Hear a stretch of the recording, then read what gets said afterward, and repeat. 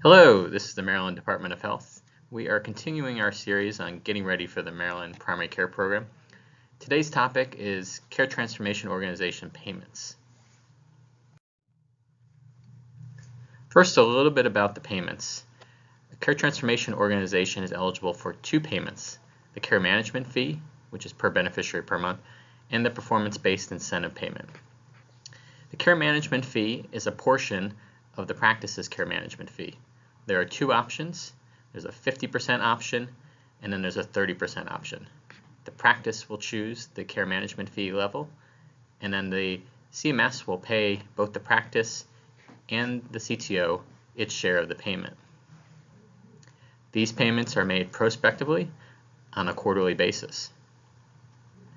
The performance-based incentive payment for the CTO is a separate payment from the practice's performance-based incentive payment.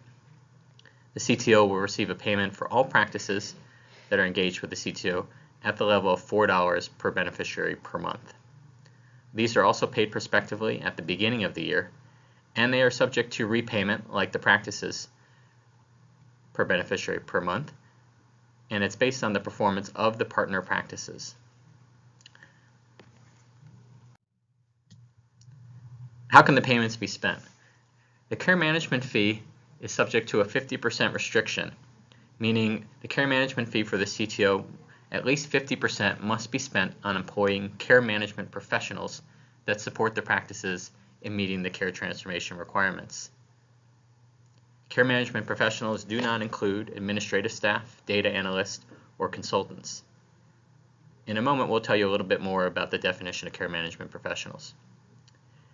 The remaining amount of the care management fee can be spent on services and personnel, such as administrative staff or data, as determined by the CTO to support the practices.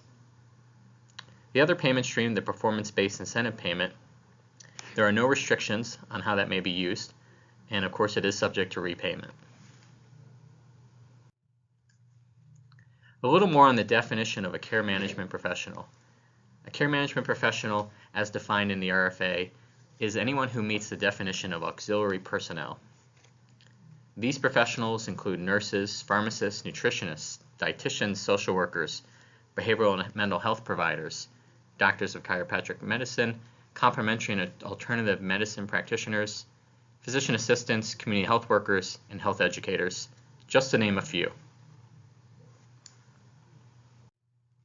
So what are the services that the CTO would provide in exchange for the care management fee? It's going to provide services that are integral to meeting the care transformation requirements for the practices, but do not necessarily require the personal professional services of a physician. These services are provided incident to the provider and under the general supervision of the provider at the practice. These services are expected to enhance capacity of the practice to provide care management services, improve workflows, and manage their populations. A CTO may provide resources that are embedded in the practice at the request of the providers in the practice, or provide the services to the patients out in the community. This is similar to CCM services, or chronic care managed services, that are currently billable under Medicare.